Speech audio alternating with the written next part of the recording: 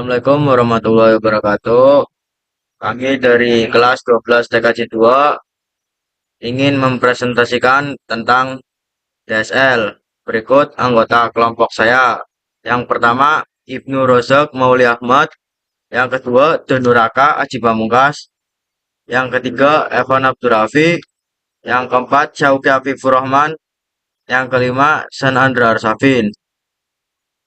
Pengertian DSL. Pengertian DSL adalah teknologi yang menyediakan penghantar data digital melewati kabel yang digunakan dalam jarak dekat dari jaringan telepon. Kecepatan diunduh dari DSL kisaran 128 kb sampai 24.000 kb. Kecepatan unggah DSL lebih rendah dari unduh versi DSL. Di sini saya akan melanjutkan presentasi yang dijelaskan oleh Senandra Arsafin sebelumnya mengenai DSL. Oke, selanjutnya yaitu ada komponen penting DSL. Yang pertama ada DSL transceiver, high pass filter atau HPV, low pass filter atau LPH yang berfungsi untuk memisahkan voice band transmisikan keluar telepon pelanggan. Lalu yang kedua ada filter yang berfungsi untuk memisahkan jalur data dan jalur suara akan disediakan oleh ISP satu paket dengan DSL modem. Yang selanjutnya yaitu ada DSL LAM berfungsi untuk menerima sinyal dari pelanggan DSL dan meneruskan teknik multiplexing DSL AM terhubung dengan line DSL dengan kombinasi asynchronous transfer mode atau ATM, frame relay atau IP. Fungsi DSL LAM. Yang pertama ada advertisement disk sebagai filter voice data, sebagai modulator dan demodulator, sebagai multiplayer. Oke, selesai. Selanjutnya akan dijelaskan oleh Ibnu Rozak Mauli Ahmad. Sini saya akan melanjutkan penjelasan dari Evan Abdurrafi. Kita lanjut ke jenis-jenis DSL. Jenis-jenis DSL yang pertama ada symmetric DSL atau SDSL. Dan yang kedua ada asymmetric DSL atau ADSL.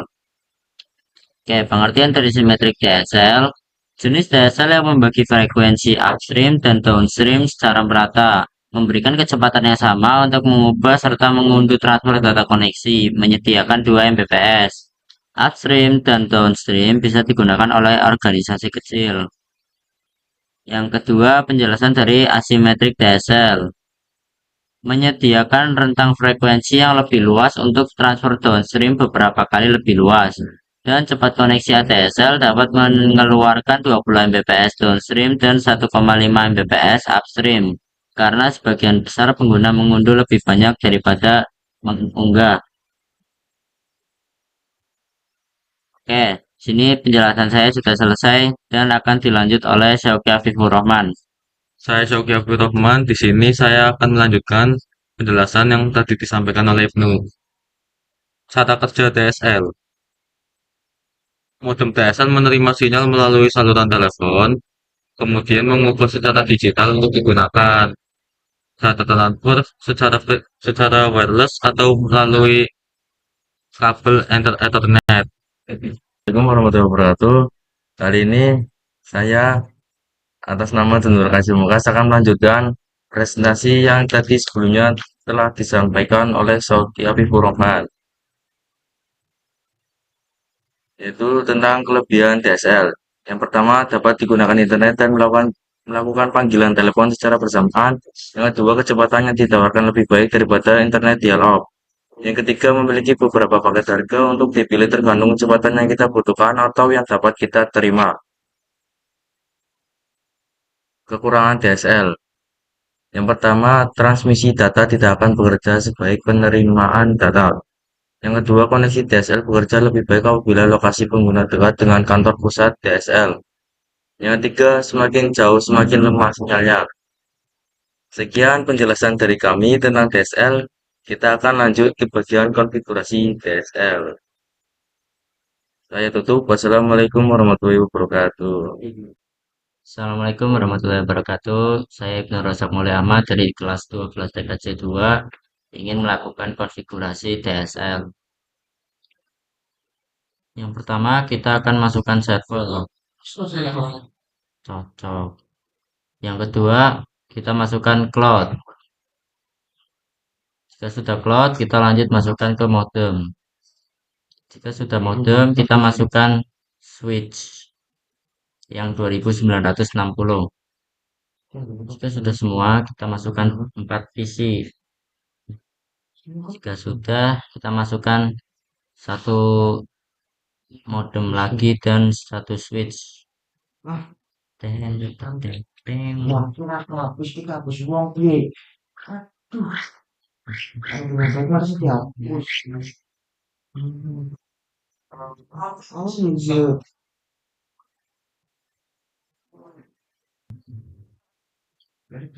Jika sudah semua, kita masukkan kabel otomatis. Jika sudah begini, kita lanjut konfigurasi server. Kita masuk ke desktop, kita masukkan IP 92.168.14.1. Jika sudah, kita masuk ke config ya, service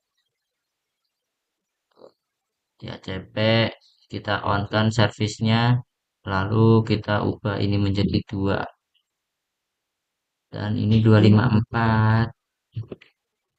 Jika sudah, kita save. Jika sudah server, kita lanjut konfigurasi ke cloud. Kita masuk ke config, ke DSL, lalu kita tambahkan modem 4 dan modem 5.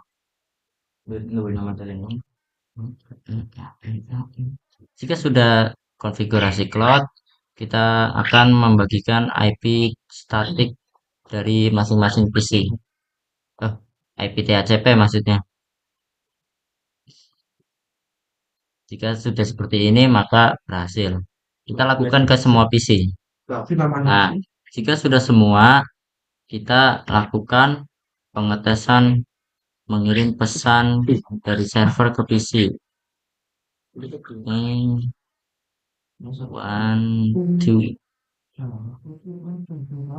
three, four, 5,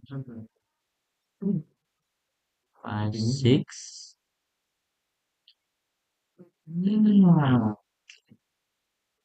Jika sudah semua, maka kita lakukan tes IP. Gunanya untuk mengetes IP apakah itu berfungsi atau tidak.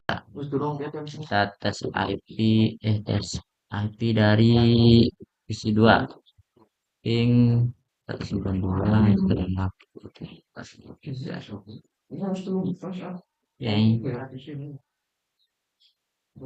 Kita lakukan ke semua PC. Oke, jika sudah seperti ini, maka konfigurasi sudah selesai. Baik, sekian penjelasan dari saya. Mohon maaf bila ada kekurangan atau salah kata. Mohon diwajarkan. Saya Ibnu, sekian dari saya. Terima kasih. Wassalamualaikum warahmatullahi wabarakatuh.